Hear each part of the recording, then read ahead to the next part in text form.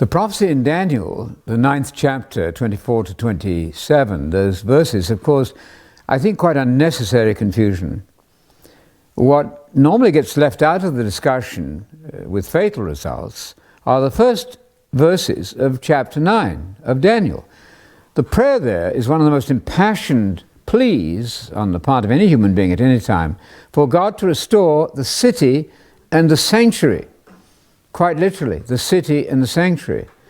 Daniel had been reflecting on the 70 years prophecy, at the end of which they would be restored, the people restored to the land, and they were coming back to the land.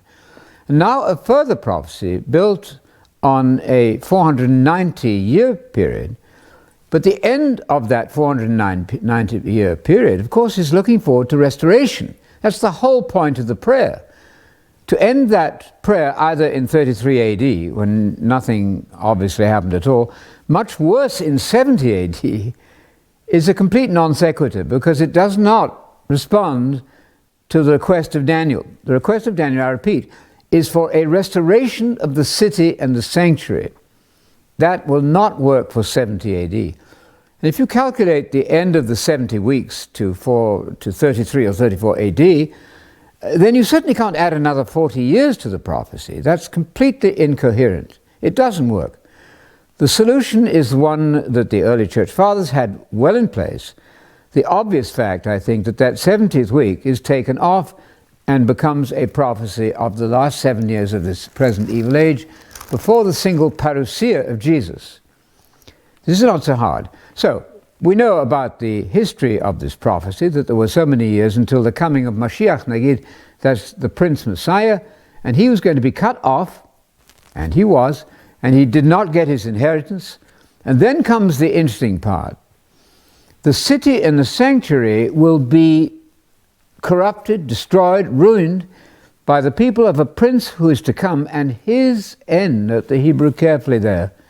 It's a mistranslation with the King James to say the end thereof, or its end. No, his end, the kitzo, the masculine personal pronoun there, is quite clear. Check the Kyle and Delitzsch commentary if you want further detail, or go to our site, Restoration Fellowship, for that point. But his end will come in the flood of destruction. And then we read of that same person coming with a desolating, abominable thing on the wing of abominations, desolating the city, until finally there's a complete, and the Hebrew interesting words, necheratzah, kala v'necheratzah, I should say, kala v'necheratzah in the 27th verse of Daniel 9, which is a complete and final end. I'm happy to tell you that lies in the future.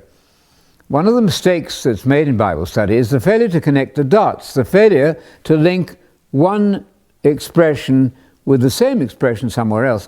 If you look back in Daniel 10:22 and then Daniel 28, you'll find that same unique expression, kala v'necheratzah, a complete and final decisive end, parallel then to Daniel 9:27.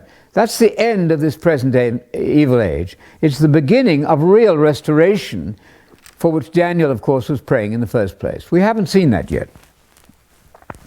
So the point then to bear in mind is that Daniel 9:26b, speaks of his end. It's the end of the wicked person who has come desolating the city and the sanctuary, whose end, the end of that wicked person, comes with a flood of judgment, and there will be wars till the end. That's quite clear.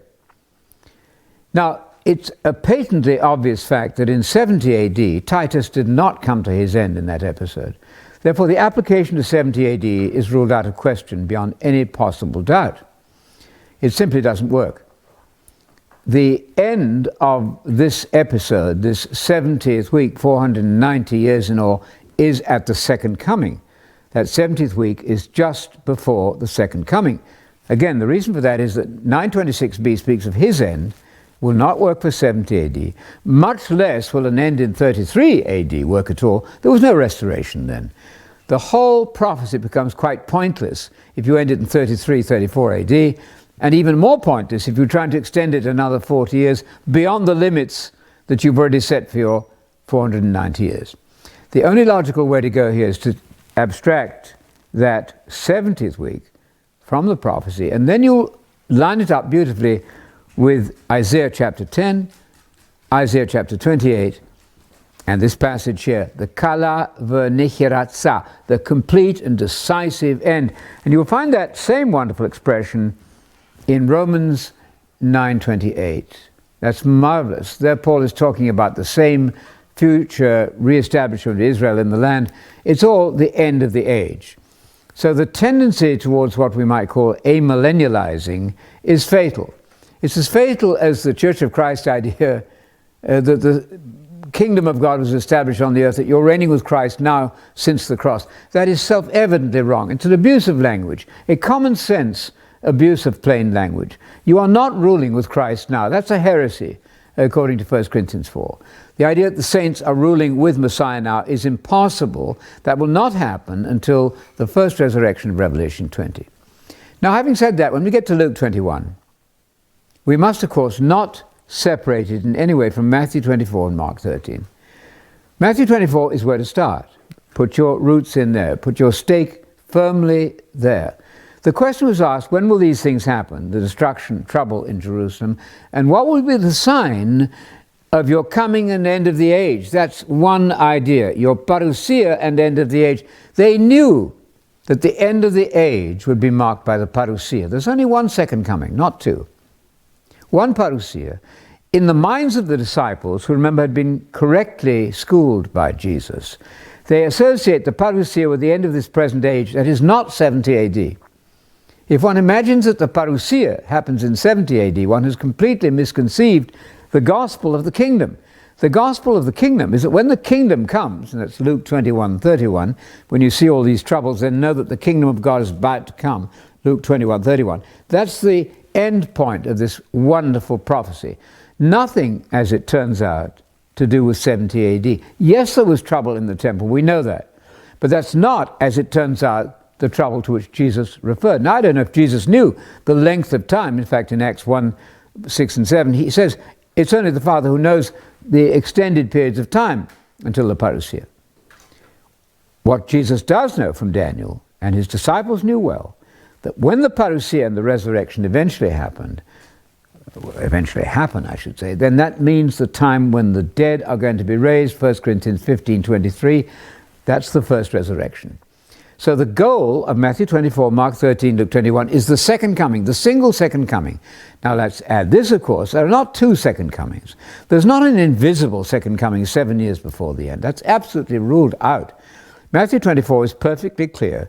These teachings are for Christians. The teachings of Christ, I have to add, with all the emphasis that I can muster, the teachings of Jesus are for Christians. Christianity is based on the teachings of Christ, as well, of course, upon his death and resurrection.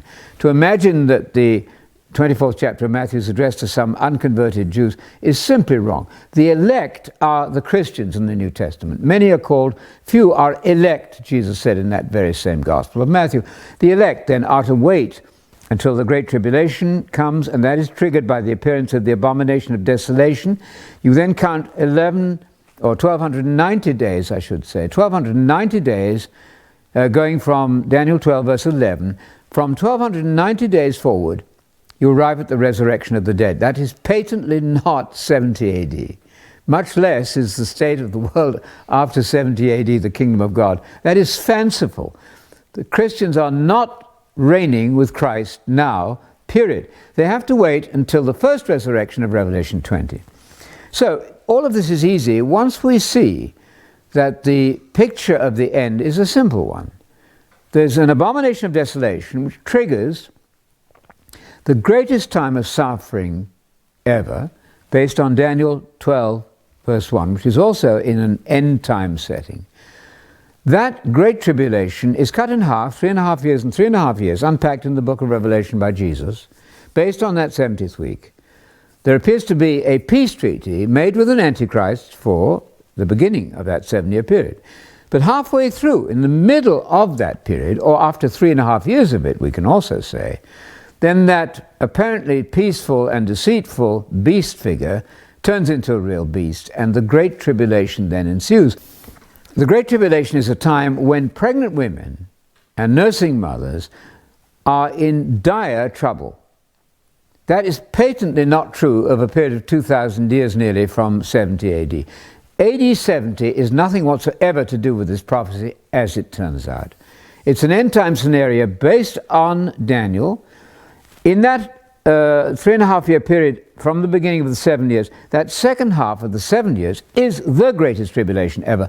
Immediately following that, Matthew 24:29 is critically important. Immediately following that time of unprecedented tribulation, such as has never been, never will be again, then the sun will be darkened, the moon will not give its light, and so on, and then they will see the Son of Man, visible second coming. 1914, with respect to our Jehovah's Witness friends, is fatally out of line here and should be repented of as being a completely false date for the end of the age, the second coming. No, immediately after the Great Tribulation, the sun is darkened, cosmic signs, and then they will see the visible, the one and only visible arrival of Jesus in power and glory. He will gather his elect from the four corners of the earth, immortalize them as he comes in the air. They will go out to meet him as he's descending in the direction which he's going towards the earth. His feet will stand in that day on the Mount of Olives, and then the world will begin to learn peace. It will not happen overnight. It will be a process of massive re-education, at which time in Isaiah 65, a person, there will be mortals surviving, of course, against our Seventh-day Adventist friends who get this quite wrong. There will be mortals surviving on the earth. The saints will be ruling with Jesus on the earth, all over the earth, and a re-education process